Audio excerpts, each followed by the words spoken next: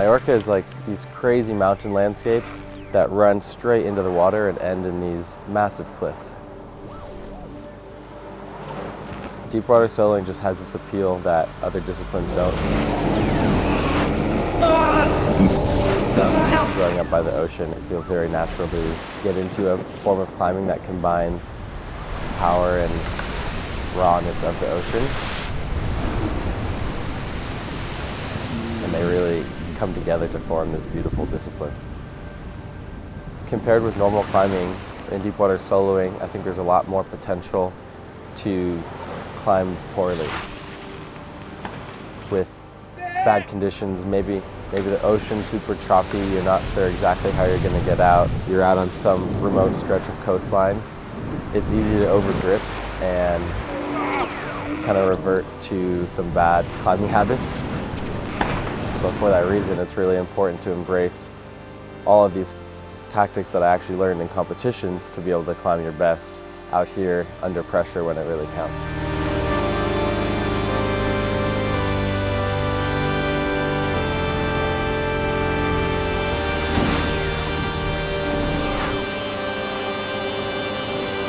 This year I really embraced trying a bunch of different disciplines within climbing, tons of different competition formats, traveling all over to try and hone in the variables and the habits that really allow you to find those moments of clarity amidst all of the pressure and kind of chaos.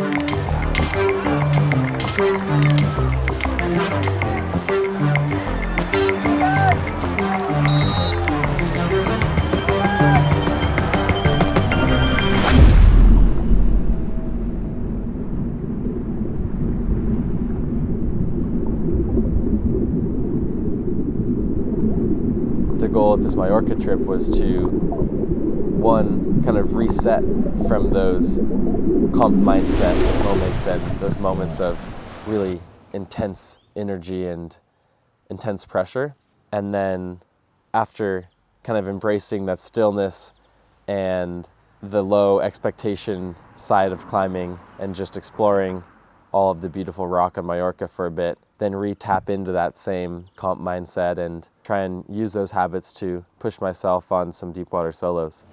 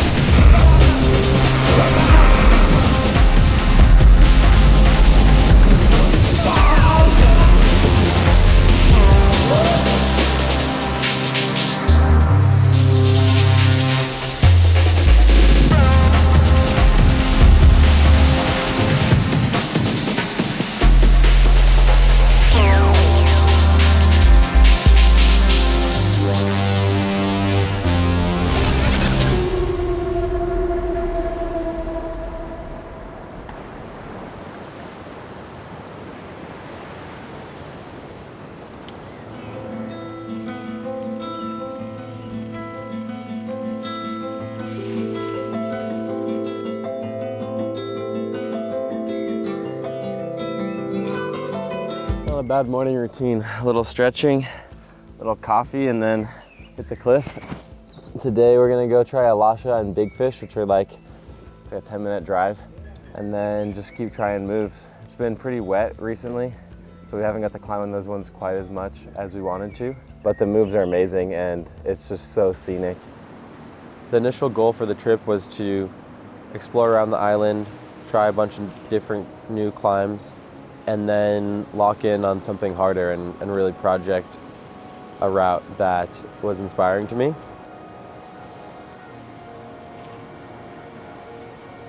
I know I have a lot to learn from staying focused on one route that's really at my limit and seeing that whole process through. Unfortunately, the weather was not on our side this trip, and a lot of the stuff on the north side was quite wet the whole time. Ultimately, we kind of pivoted to trying a bunch of new climbs and really embracing the on-site kind of format, or trying to do them as quickly as possible.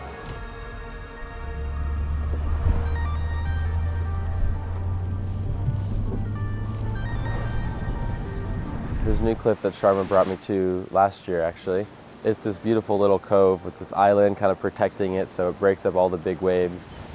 And it's about a 60-foot wide cliff with 5 or 6 different lines. The energy around that cove was really special.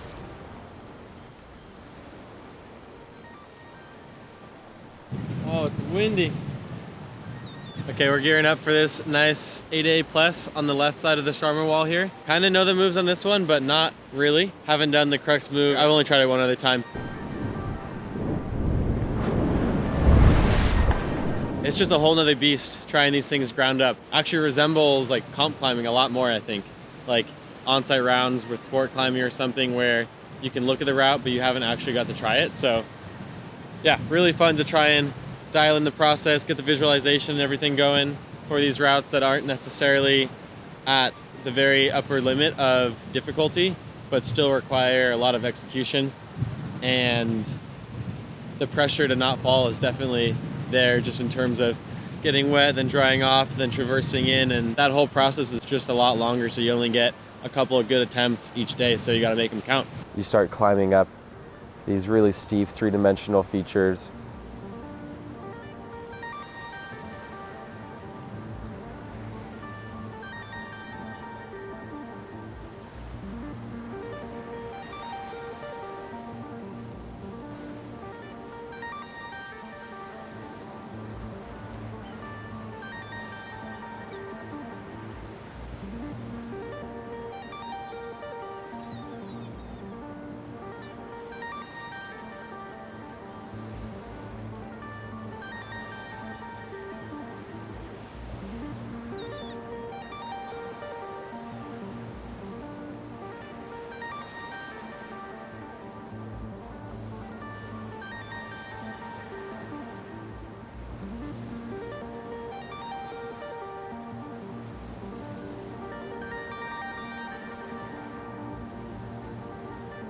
And get to this head wall that's maybe 40-ish feet up. And then climb another 20 to 30 feet of decent rock, but you're conscious that if a hold broke, it wouldn't be a great fall. And then you get to this pedestal and you have this like overwatch of the whole bay that you've been climbing in, and this perfect little victory seat. It feels like a throne just in the middle of this wall. You're like 70 feet up. You've just climbed this amazing route, and then you got to figure out how to get down. You got 2 options. You got to take the plunge or traverse out some less than ideal rock at like 80, 90 feet. So you can probably guess which one I took.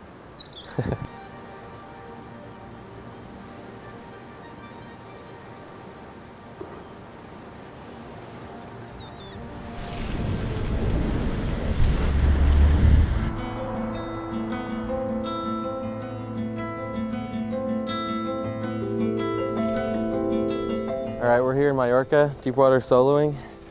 You know, super pretty ocean, island vibes, sunshine. No, it's been pretty wet, so we retreated to this cave, Sector Hueva, or something that sounds similar to that. And we're doing a little sport climbing. We're just gonna play around, pull on some moves.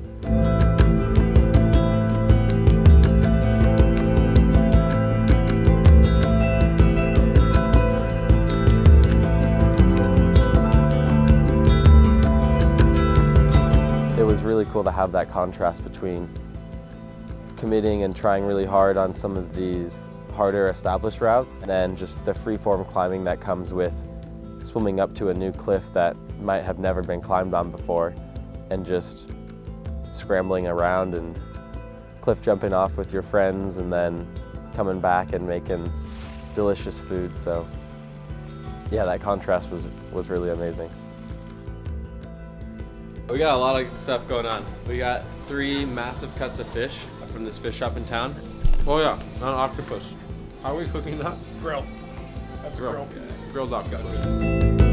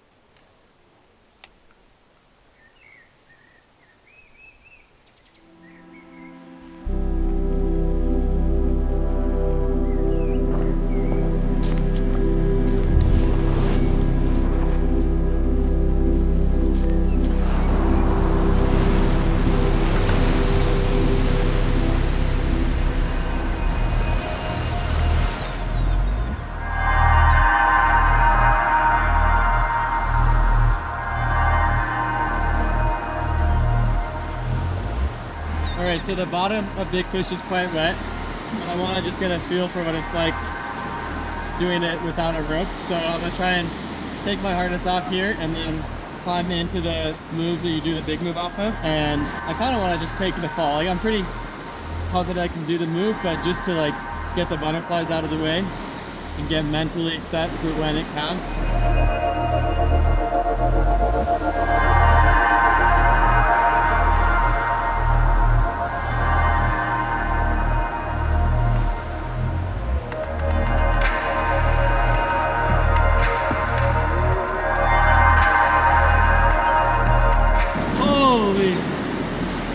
Dude, that's so crazy.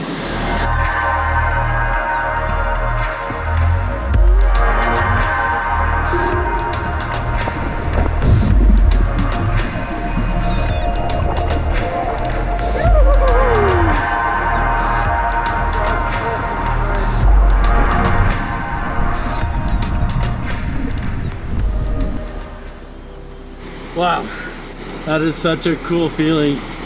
Just flying above the water like that.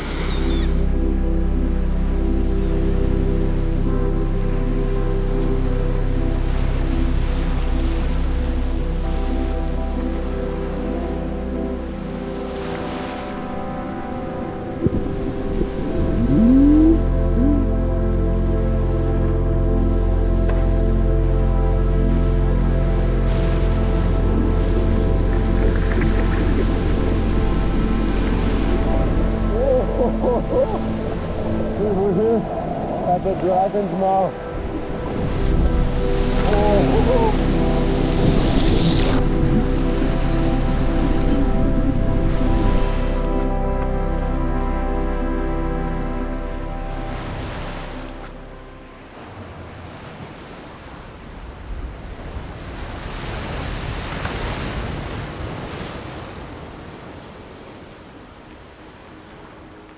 One of those moments that was particularly memorable was this climb called Honeycomb. After traversing for about 100 feet to get into this wall from the side, you're left on this little perch about 3 feet above the water, and it kind of feels like this whole cove is this one big moving bathtub, because there's this perfect little rock that breaks up some of the bigger waves, and then there's just swell kind of coming in from all directions and lapping at your feet, basically. So you have a second to sit there, kind of look out to this beautiful landscape, slow down, visualize what this climb is going to feel like, what the holds are going to feel like, and then you start climbing it.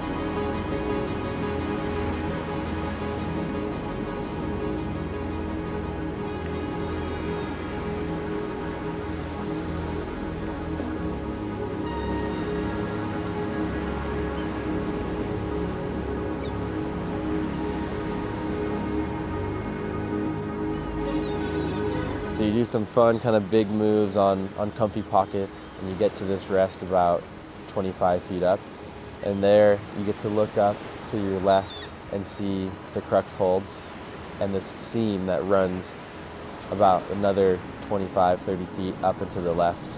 So you look at that seam, and then it's time to really flip that switch and get locked into that try-hard mode. From that jug, you get set up on these two pretty good slopers and then go left hand into this crimp, but it's kind of like an undercling and kind of slopey, so you don't feel very secure on it. You kind of walk your feet, do this awkward cross to this blocked crimp in the back of the seam, and then kind of spin around and hit this decent little shelf rail thing also in the seam. From there, that's where the business really starts, and you cross into another blocked seam that's kind of around this corner, so it's a little awkward to fully weight it, and then hit this really bad sloping pinch, pull on this high left foot, get your right foot pasted on this pretty bad smear, and do this huge left-hand move up to this vertical pinch that's just hanging like off of a ceiling, if you can imagine. It's this really unique hold that's only about like an inch wide, and you have this shallow little pinch on it, and it's like one pad, but you're pulling straight down in it. And then you lock that in, cross under to another pretty similar little pinch, and then that's the highest I'd gotten. So everything past there was just on-sighting, because I'd never felt those holds. I'd seen them from a rope, but that's a whole nother game, trying to actually weight them and climb on them well without knowing what they feel like. So you have these three holds at a seam, and you hit the middle one and you walk your feet in. The feet for that section are pretty awkward, and it took me a second to figure out how I wanted to use them. And then you come into this really bad blocked one on the bottom, bump your left hand up to the top, come into the middle one, which is decent, and then do this huge move to this pretty good but very accurate 3-finger crimp up into the left. And you get to that crimp, and then there's this super unique vertical pocket that you hit with 2 fingers. And it's good, but really accurate. So I came into that thing, and then you go left hand up into this other vertical pinch thing that's kind of slopey, but pretty good. And it should really be over there, but I was quite pumped, needless to say, and kind of struggled to come in and then get to this blind pocket that's like behind that pinch in the seam, and then from there you can jump out to this jug and you're good to go. And hitting that jug was wild. Like, my heart was racing, and I was the most pumped I've ever been on any deep water solo. Oh! Holy! Oh, it's so fun! You want me to jug out of here? Oh! Oh my God. I was so blasted. This thing was wet too. Good shit, bro. That was fucking legendary. Oh! Slowing down there, taking in the environment.